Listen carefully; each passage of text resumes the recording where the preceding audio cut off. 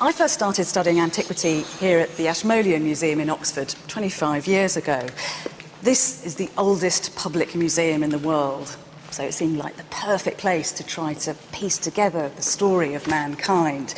Back then it was much dustier and more down at heel, but now it's had this amazing £61 million refit. It doesn't just house objects of beauty, it's an object of beauty in itself. Then when I was studying, one of the things that I was taught was that the ancient world ended in around about 390 AD, basically with the outlawing of paganism, and then, magically, modern history was born. Our first film explores a city that sits right on the cusp of that epoch-forming moment, the city of Alexandria. Alexandria was built on a dream, the idea that all knowledge could be stored in one place and the caretakers of that knowledge would have extraordinary power. The dreamer was Alexander the Great, and he physically laid out the footprint of the city by scattering barley flour in the sand. The men that came after him then invited in the greatest architects and engineers from the known world to make his vision flesh. Alexandria was a buzzing place. It was heaving with philosophers and scientists, with high priests and power brokers. And there's one person who sits right at the heart of that story. She's an unsung hero, or rather a heroine. This is somebody who should be a household name, and yet somehow she's been relegated to the footnotes of history. She's a scientist and a philosopher, a woman called Hypatia. And since I'm a fan of women, I'm going to give her an airing. So although it might seem rather perverse in a season that ranges right across the ancient world, we are going to begin at the end. It's the dog days of the 4th century AD, and the glories of the ancient world are about to come tumbling down in a tumult of prejudice and power grab, religious martyrdom and fire. Welcome to the beginning of the modern world.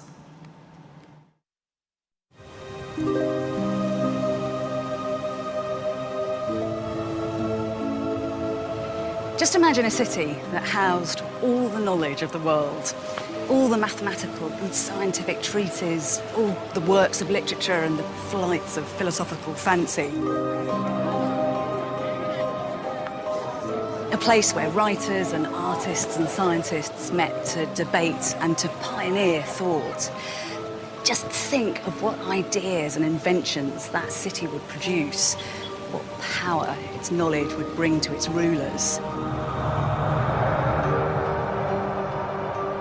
Just think of what would happen if that wealth of knowledge was destroyed, burnt to the ground or scattered to the winds. A terrible moment when civilization itself was stopped in its tracks. This sounds like some kind of science fiction fantasy, but this was a reality, and this was the real place where it happened. A city where its secrets are hidden beneath the sea and beneath its streets. This is the city of Alexandria, and this is its extraordinary story.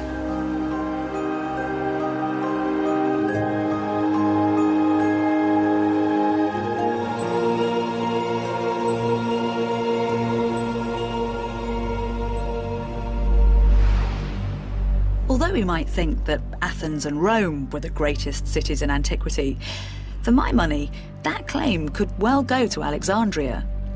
For over 2,300 years, the city has occupied a key junction between the Eastern and Western worlds. Lying in Egypt at the top of the Nile Delta on the coast of the Mediterranean, today it's a sprawling place, and every inch is jam-packed with activity. But curiously, the ancient city is conspicuous by its absence.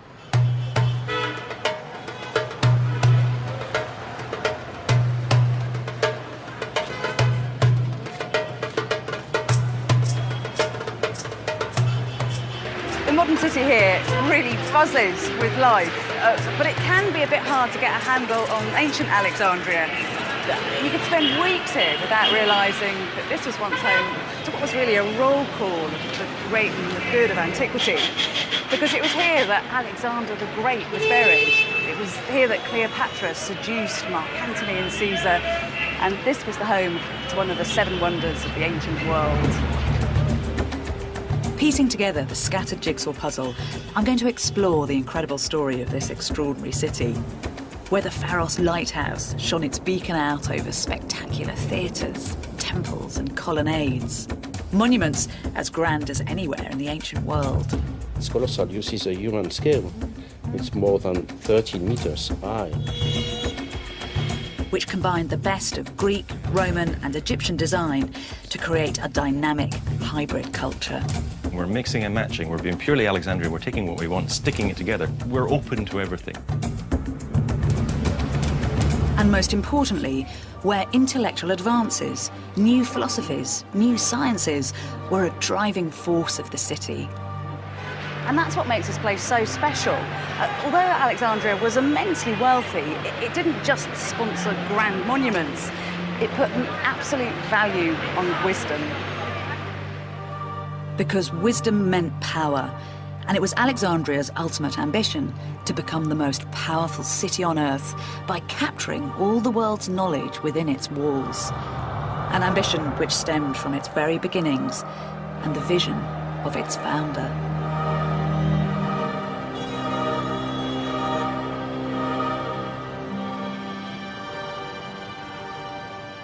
By ancient Egyptian standards, Alexandria was a relative new build. It was founded only 2,300 years ago, halfway in time between the pyramids and us. The 4th century BC was a kind of in-between time of history. Golden Age Athens had dimmed and Rome was still a provincial backwater. But a very unlikely corner of northern Greece was about to have a huge impact. From there was going to come a man who would be a real player on the world stage. In fact, he was somebody who was going to change the world order. That man was Alexander the Great. Great because Alexander's achievements were truly outstanding. From provincial Macedonian beginnings, he united the Greeks as a nation, defeated the Persians, and set about creating the largest empire the world had ever seen. From northern Greece, his territories stretched out across the Mediterranean, deep into the Middle East and towards North Africa. Alexander was prodigiously ambitious, and by the age of 24, he was already cutting a swathe through the territories of the known world. But he could not rest easy until he'd laid his hands on the really big prize: Egypt. Because this was one of the most admired and envied countries in the whole of antiquity. The Nile River, which watered the land, gave it vast agricultural wealth, creating the manpower and resources to cover the land in glorious artworks and engineering triumphs. Even the Greeks, who thought they were culturally superior to everyone else and described anyone who wasn't Greek as barbaroi, barbarians, respected Egyptian achievements. The Greek father of history, Herodotus, said that nowhere else in the world were there more marvellous things, more works of unspeakable greatness. Such a rich prize was irresistible to Alexander. In 332 BC, he invaded Egypt and overcame the Persians, who dominated the Egyptian people for the past 2 centuries. But to seal his victory, he now had to win over the hearts and minds of the Egyptian people, whose unique religion and culture had been rooted in the land for over 3,000 years.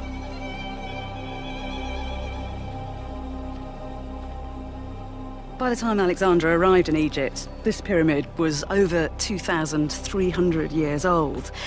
But the locals here didn't think of it as some kind of antique curiosity.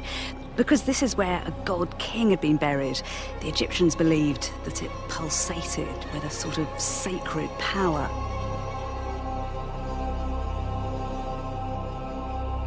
Confronted with a culture so alien to his own, Alexander didn't underestimate the challenge that faced him. He realised he'd have to come up with an ingenious approach to get the Egyptians on side and accept his new Greek rule. And typically, when it comes to making sense of the story of Alexandria, the clues to how he did this are buried deep beneath the desert sands. So, had we been walking down here in Alexander's day, what would we have seen? You would have seen something quite different. It would have been far grander. You would have had these limestone, beautifully cut blocks, and you would have inscription, and there would have been a big processional way lined with sphinxes. So it would have been quite glamorous, not quite what it is now. I mean, was it typical to have things underground like this? For the ancient Egyptians, yes. I mean, the underground stuff is a good place for rebirth and resurrection and anything secret, so they used it a great deal. Oh, it's certainly pretty atmospheric. Yes.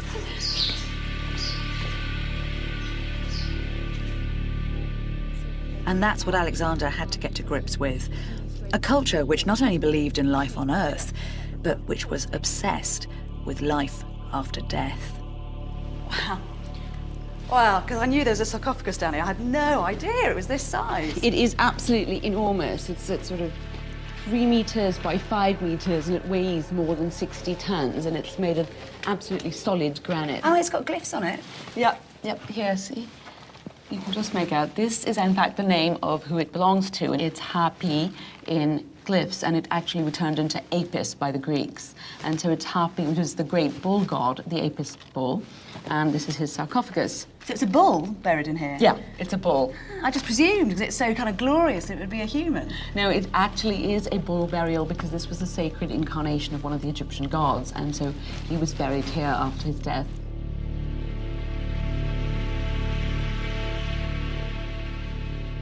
And here it says, Apis, beloved son of Osiris, may he be given life, eternity, and prosperity, and so on. And here's his name one more time, so you really knew to whom it belonged. I mean, the Egyptians do that in their religion, don't they? They mix up animals and men very happily. Very much so. For the Egyptians, each god had a totemic animal, so they were always closely allied, which is very different from the Greeks. And so how did Alexander deal with that very alien landscape when he arrived here? Alexander was brilliant. I mean, he, instead of coming in and saying, oh, you all are fools, he instead said, I am part of this whole thing. And he came and he made offerings to the Apis. He gave money and lands to the temples. The Egyptians thought, wow, one of us, we love him. And then, in a just brilliant move, he also visited a temple where he was hailed as the son of the chief Egyptian god. So he was supposed to be the divine ruler on earth, which fits in with the Egyptian belief system that their pharaoh is divinely born and a god on earth. And so there was Alexander as a pharaoh, really, and the Egyptians loved him.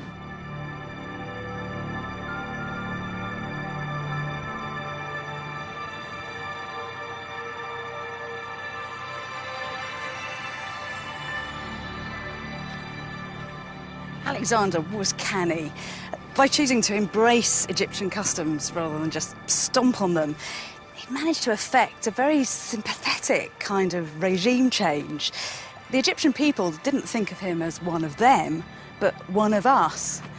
You know, he had done remarkably well. He'd realised his grand Egyptian dream, and now he was being celebrated here, not just as a conqueror or a king, but as a true living god.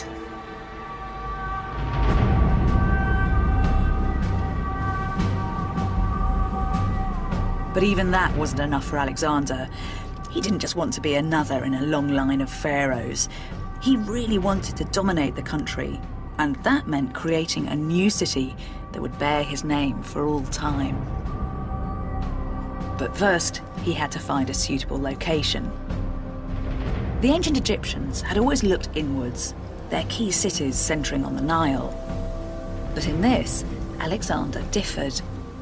He also wanted his new city to look back towards his Greek homeland and outwards towards his new empire. And it was said that he had a very illustrious figure to guide him on his way. The ancient author Plutarch tells us that Alexander was drawn to this very spot, a place called Pharos, by a prophetic dream. Then in the night, as Alexander lay asleep, he saw a wonderful vision. A venerable man with shaggy hair and a beard appeared to stand by his side and recite these verses. Now, there is an island in the much dashing sea in front of Egypt. Pharos is what men call it. Alexander believed that the mysterious visitor was none other than Homer himself, the great epic bard. And as well as being a hard-nosed politician, he was an incurable romantic. And so he took his advice, and this is where he came to found his city. But the barren stretch of coastline Alexander encountered couldn't be more different from today's hectic metropolis. When Alexander got here, Pharos was still just an island. There was a tiny little settlement here, and the coastline of Egypt was very jagged, which meant it was very difficult for boats to land. But Alexander had a grand plan to link Pharos to the mainland. And so he built a causeway running all the way across, almost a mile long. And he extended this bit here to create a man-made harbour. This would become the busiest port in the world. The gateway to one of the richest and most multicultural cities on Earth. And that was only part of the dream. Alexander and his successors, the Ptolemies, ravened for knowledge. Knowledge that would give them the power to trade, to build, to conquer. Their ambition, for Alexandria to become the intellectual engine room of the ancient world.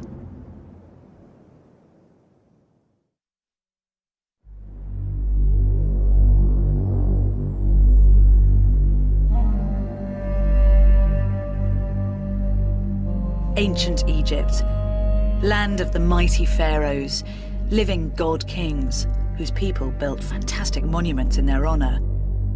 A civilization which had been a key player in the region for over 4,000 years.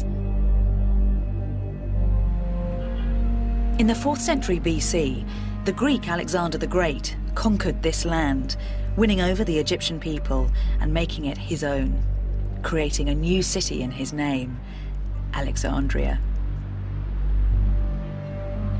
Starting from scratch, Alexander envisaged a unique model city, strictly laid out on an innovative grid system, where Greek and Egyptian culture came together to create one of the richest places on Earth.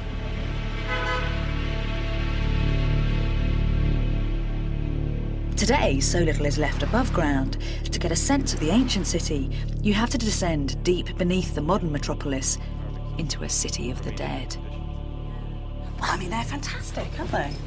Well, it's you know, typically Alexandrian. We've got this mishmash of different styles. Yeah. Got, you know, the Medusa purely Greek, the demon Greek, but then Egyptian elements.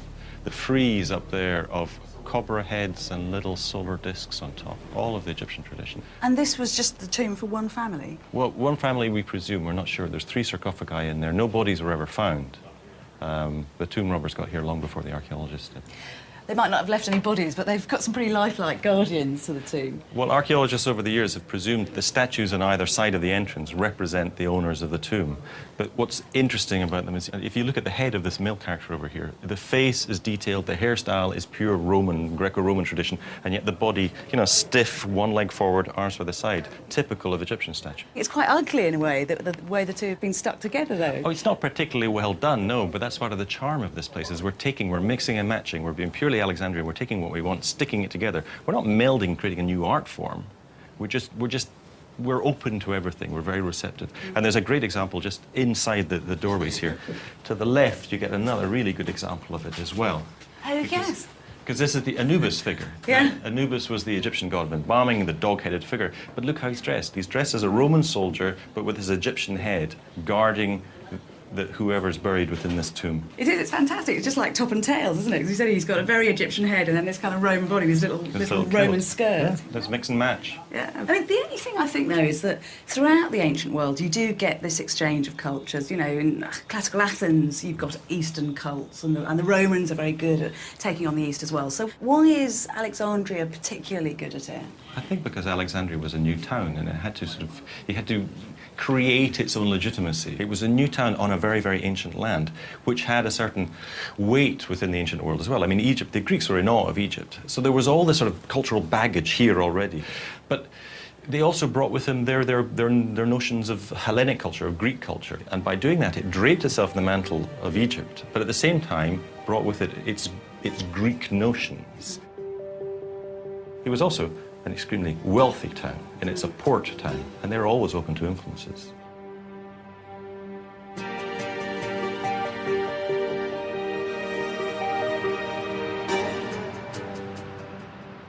What you have to remember is that this was no ordinary city. It hadn't grown up organically out of the Bronze Age or the Classical Age like so many of the great cities of antiquity. This was, if you like, a kind of high-minded new town, the brainchild of a visionary and highly educated man. From the age of 13, Alexander had been taught day in, day out by the great philosopher Aristotle, and a spirit of inquiry was imbued in every cell of his body. And when he founded Alexandria, he passed that spirit on into the very DNA of the city. This was a place where knowledge was as valuable a currency as grain or gold.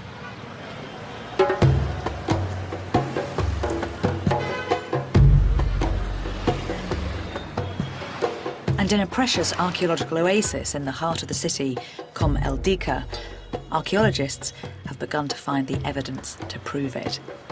A Polish team have been working on a discovery which reveals exactly where Alexandria's ideas were played out. Here we are in one of the lecture halls.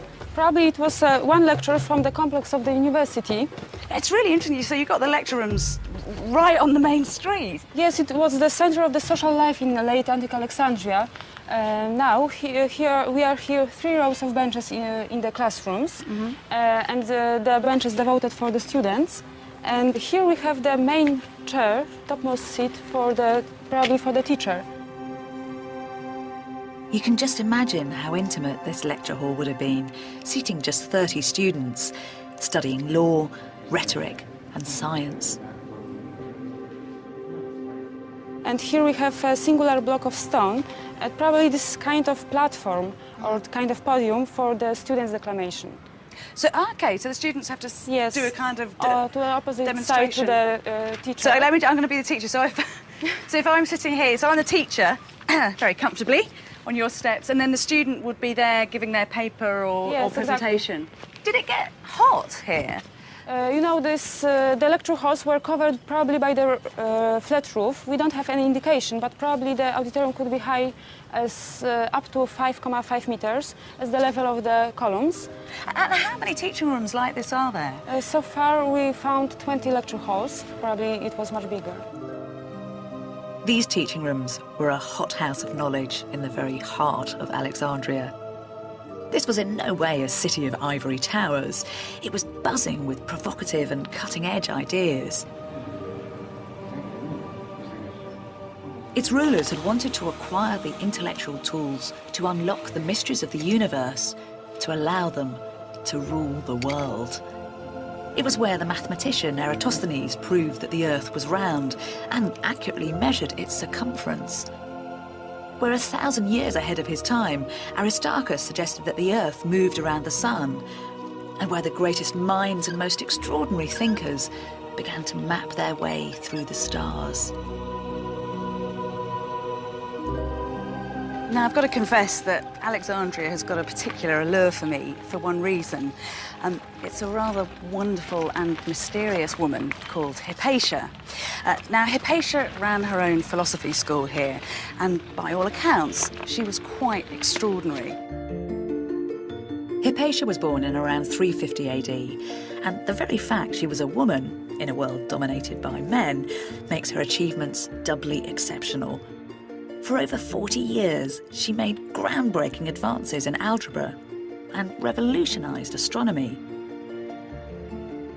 And correspondence from a fellow philosopher really sums up just how much she was valued. It's a collection of letters written to her by one of her former students called Synesius. The language used is very, very intimate, so you get a real sense of her character and just how respected she was. Synesius says, for instance, that nothing in the world is more wonderful than her, and that even in Hades, she is the only thing that he'll remember. Actually, she's been remembered by some others too. A crater on the moon's surface bears her name. A journal of philosophy is called Hypatia, and she's just been immortalised in a new film. agora.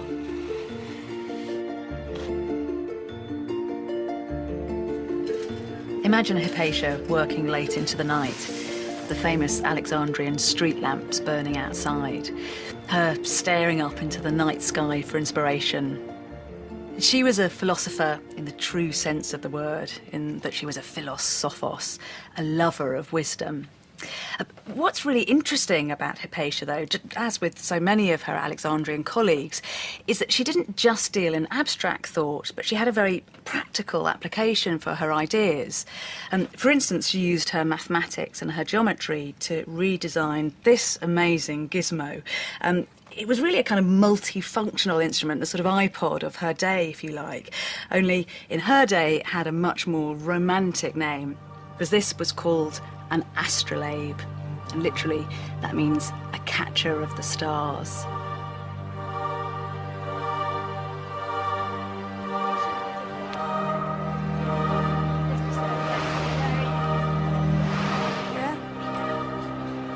One of the things that was worked on here in Alexandria and perfected was this amazing instrument, the astrolabe. Yes. You're clutching one. Yes. What did it allow people to do? The astrolabe has many functions, telling the time of the day, telling your latitude, your altitude. It can measure the height of mountains. It can measure the width of rivers. But I'll tell you how to measure the time of the day. Okay. Now, here is the astrolabe and here is the pointer. This is what we call the pointer. We align these two holes pointing to a star, okay? When we align these two holes like this pointing, we get a reading with the pointer right here. We take this reading here, which is a letter, an Arabic letter, but for them it's a number, okay? We take this number, we turn the astrolabe, and we have this spider here. We point the pointers here to the number that we have taken from the back. And when we point it to here, we get the reading. You see that pointer here? It will point to the degrees that the sun has risen or the star has risen from the horizon, okay? 360 degrees is equal to 24 hours. So each 1 hour is 15 degrees. So if we have here number of degrees, I can know the time of the day.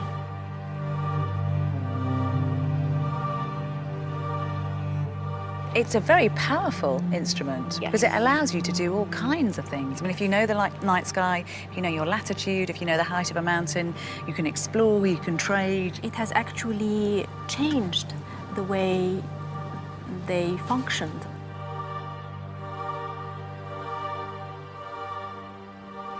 Alexandria did sponsor pure reason, pure thoughts, ideas just for ideas' sake. But it was also an immensely busy and practical place. The astrolabe, for example, was very beautiful, but when it was applied, it allowed men to trade and to travel and to conquer. The whole city was very enterprising and outward-looking, and that ethos was directly in line with the vision of its founder. Alexander had created a unique city, a central point between East and West, where the greatest thinkers not only explored pure thought, but applied their ideas to become real players on the world stage. The scale of Alexandria's intellectual ambition was immense. To house within its walls all knowledge, and with that knowledge, make its rulers the most powerful people on earth.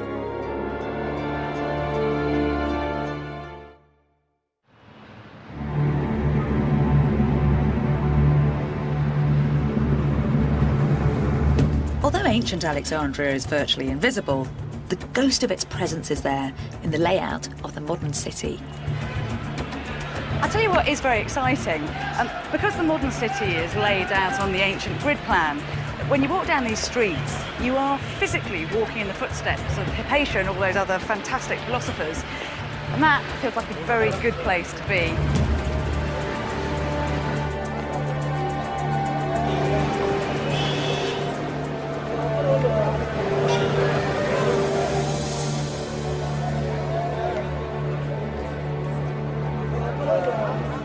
As a cultural melting pot with intellectual ambition, ancient Alexandria became a unique environment for scholarship.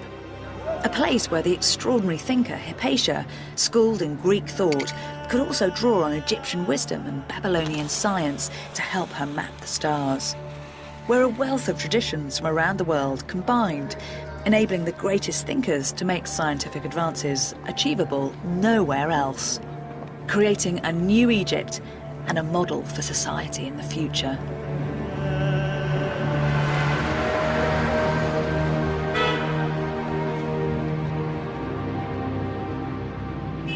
One of the great characters of medical history came to Alexandria. He was a man called Galen, and even though he travelled right across the eastern Mediterranean, it was the cosmopolitan conditions of this city that allowed him to make quite extraordinary advances. In fact, it was here he made scientific breakthroughs that wouldn't be bettered for another 1,500 years.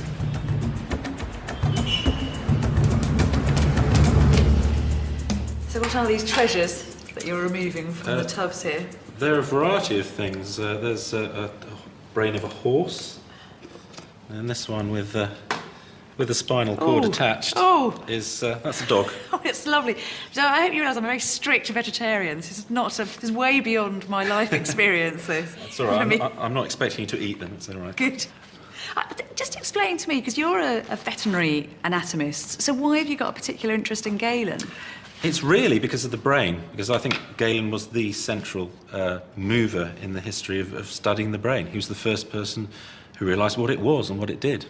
And why was Alexandria such a key city for him? In the European part of the Mediterranean world, there were taboos and then eventually laws against chopping up dead people, dissecting dead people, which made life very difficult for him. So he had to use animals like these, where really what he wanted to know is he wanted to know about what was going on in humans.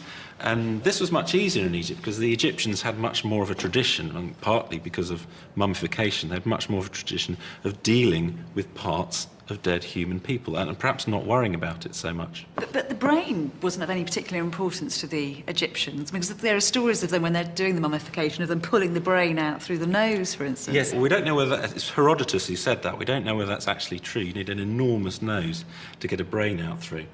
But it's certainly true. The thing that the Egyptians and the Greeks had in common, neither of them thought the brain was very important until Galen came along. Aristotle said it was probably just the radiator for the heart. The heart creates all this heat, and the brain is just a way of radiating it away out of the body.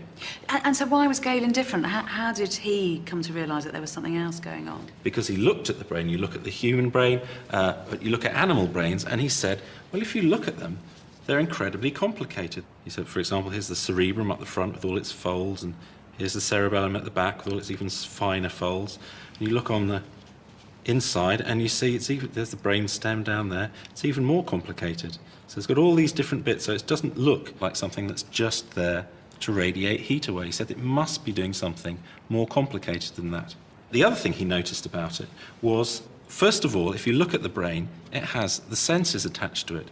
If you dissect a brain, I'll get this out. This is a sheep brain with the eyes still attached. Yeah, lovely. Thank you. And that's the important thing. He said, well, the brain is connected to the special senses by these large, thick nerves. And he said that must mean something.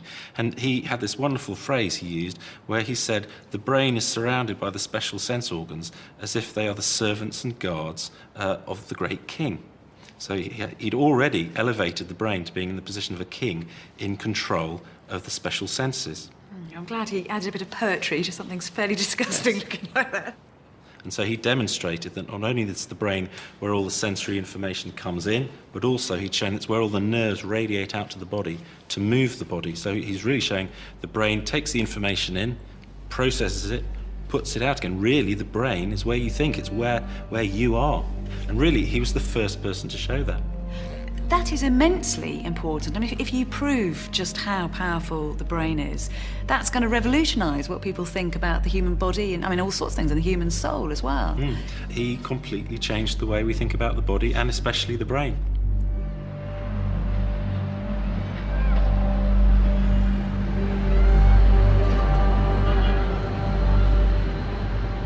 Alexandria created a buzzing environment where men like Galen and women like Hypatia could meet like minds and begin to reveal the workings of the universe.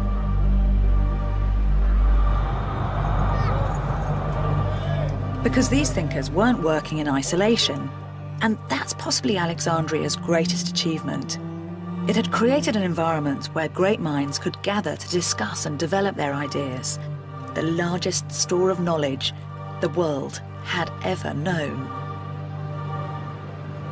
Like so much of ancient Alexandria, its libraries have long since disappeared, but modern Alexandrians have begun to acknowledge their amazing heritage with a new state-of-the-art library capturing its predecessor's spirit. There had been collections of texts and books in other ancient cities, but the ambition of the library here was quite extraordinary. Alexandria wanted to be the repository of all knowledge on Earth, and so a copy of every single book in the world was to be stored here.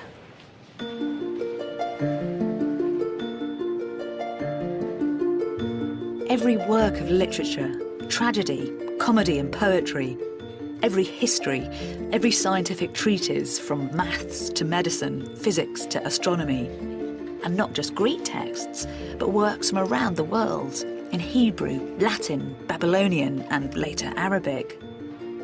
Even today, putting together such a collection would be quite a feat, but this was the age before mass publishing.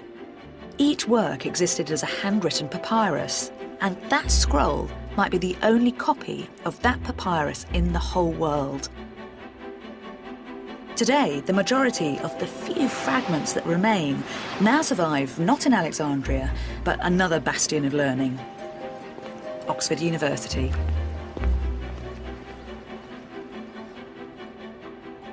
How many of these texts would there have been in the libraries? Oh, I reckoned 500,000.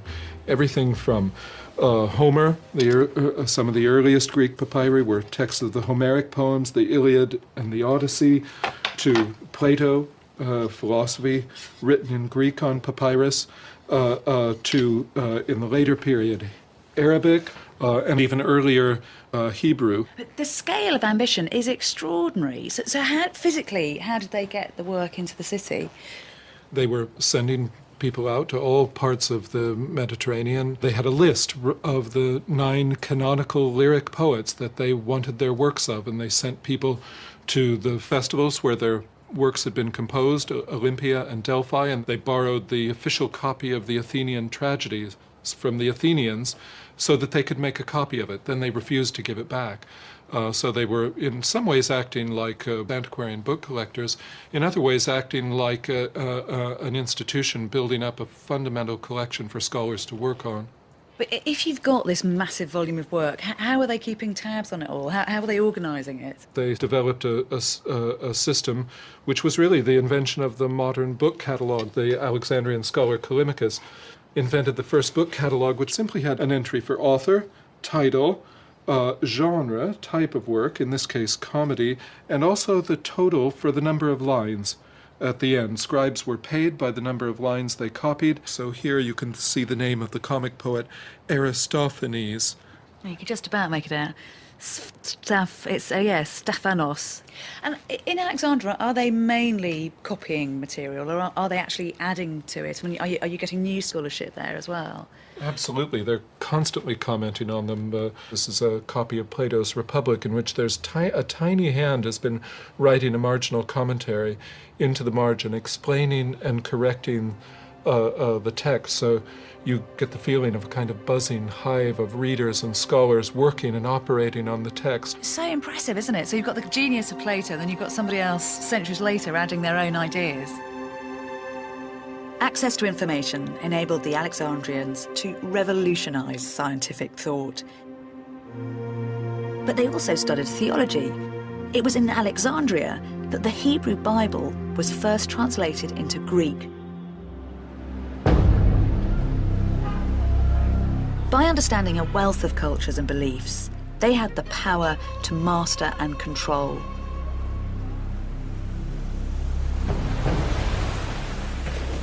They were so intent on obtaining all the knowledge in the world that laws were passed so that no book could leave the city, and even ships entering its harbour were searched to see if new texts could be found to be added to its famous library. The modern Library of Alexandria has got over 500,000 books, which is actually almost exactly the same number as they had in the ancient library. But what it's also got here is this mega computer, which every few days saves all the information on the World Wide Web. In the 21st century, we're just so used to that ease of access to information where everything is stored electronically. But in the ancient library, they often held the single existing copy of a book. So just imagine if that was lost, you'd lose those ideas forever. And tragically, that's exactly what happened in Alexandria. Knowledge had made the city an intellectual powerhouse of antiquity. It had made thinkers like Hypatia powerful forces within the city. It was an environment where new thoughts could flourish and evolve, where anyone from anywhere could voice their ideas. So perhaps it was inevitable that at some point, some ideas would come into conflict.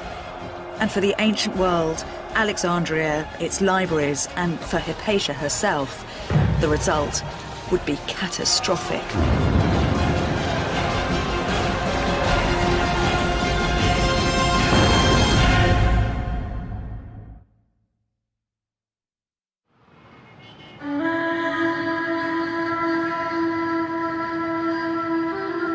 By the end of the 4th century AD, Alexandria had been flourishing for nearly 700 years, producing extraordinary thinkers like the philosopher and mathematician Hypatia. It was an immensely powerful city, second only to Rome in might, yet its power wasn't built on military force, but on the strength of ideas and the ambition to house all the knowledge in the world. And that included beliefs from the latest school of thinking, the fledgling religion, Christianity. Alexandria had always attracted in cutting-edge thought and men who were at the top of their game. So it should be no surprise that from the 1st century AD, the key leaders of a new religion should want to come here to play out their ideas. Only a few years after Christ's ascension, the gospel writer Mark came to Alexandria to spread the news, bringing Christianity into Africa. As one of the most forward-thinking places on earth, with its tradition fusing Eastern and Western cultures, Alexandria was an ideal place for Christianity to gain a foothold.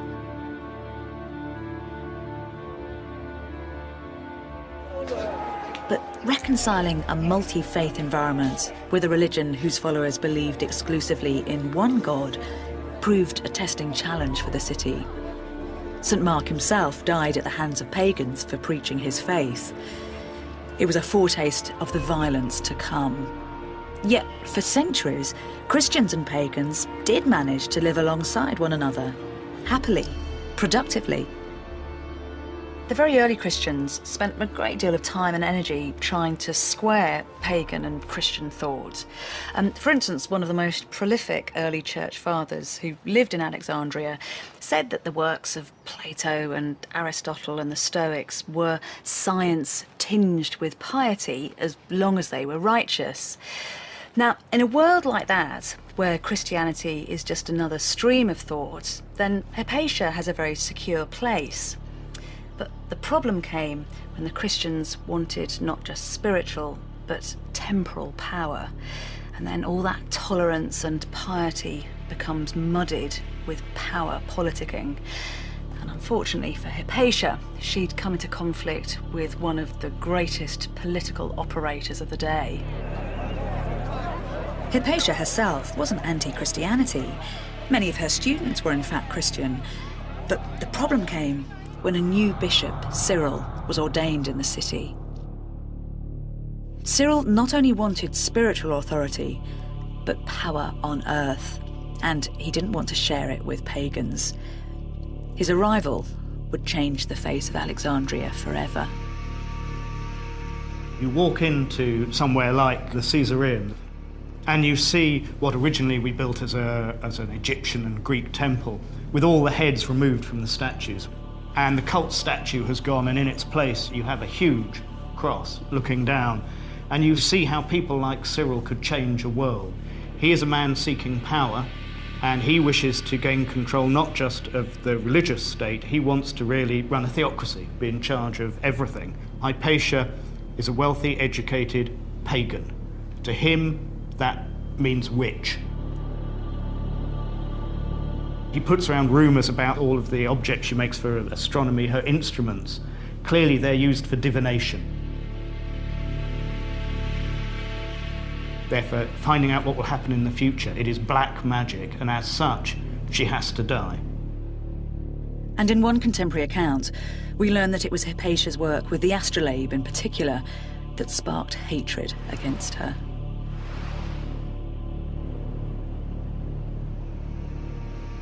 Spurred on by one of their leaders, the blood of the Christian mob was up.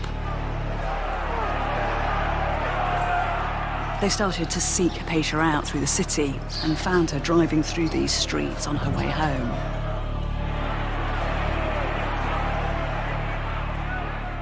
They dragged her out of her carriage and ripped off her clothes. For a highborn woman like her, this would have been a terrible public disgrace. But then things got even uglier. They pulled her into the Caesareum, which had been a temple and then recently converted to a church. And there, picking up anything they could find, we're told they were ostraka, which were probably broken pots or broken roof tiles. They started to flay her alive. Once she was dead, they pulled her body limb from limb, and then they took her dismembered body parts to the edge of the city, where they burnt them on a pyre. In effect, this was a witch's death.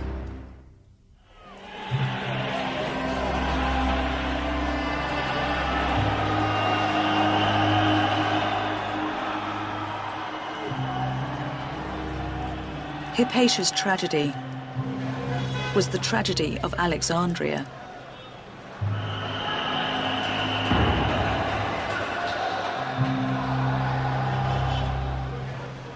The destruction of its spectacular monuments. The desecration of its extraordinary libraries. And with that, the heartbreaking demise of the wealth of knowledge which had made it great for over 700 years. There are a few lines, desperately sad, written by a pagan who was wandering through the streets of Alexandria, watching the world he knew crumble around him.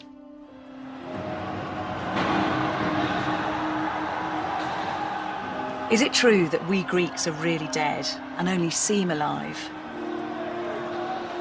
And in our fallen state, we imagine that a dream is life. Or are we truly alive, and is life itself dead? For some, Alexander's dream was becoming a living nightmare. After centuries of onslaught, only 1% of Alexandria's vast book collection has survived into the modern world.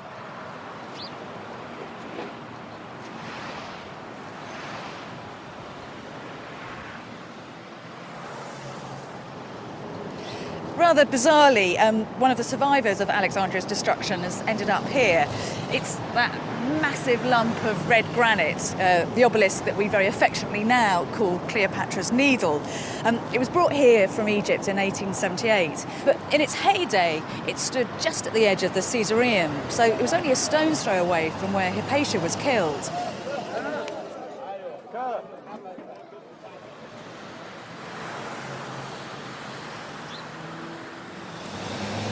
I think that in many ways, Hypatia was an incarnation of Alexander's dream. She was living proof that knowledge is power. She was immensely knowledgeable, and therefore the extraordinary city that she lived in allowed her a huge amount of influence. But the key word here is extraordinary, because Alexandria was a city less ordinary. Its ambition, that dream to acquire and to caretake all the knowledge of the world, was just too perfect to last. We should bear that in mind because it is, of course, a very modern dream. I mean, after all, that is what the World Wide Web does. And so when we know that Alexandria failed, and as a result, a whole epoch failed, we should take a very careful note.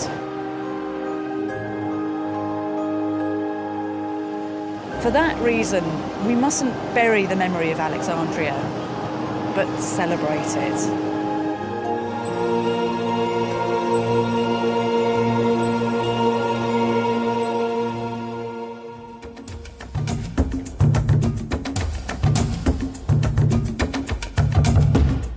And Bedney Hughes is back at the same time next Wednesday on More 4, exploring how Egypt's two greatest pharaohs built their way to immortality. Just what drove them to construct pyramids on such a massive scale. Well, next tonight, Tony Robinson's at Stonehenge, where what we thought we knew is about to change again in a Time Team special.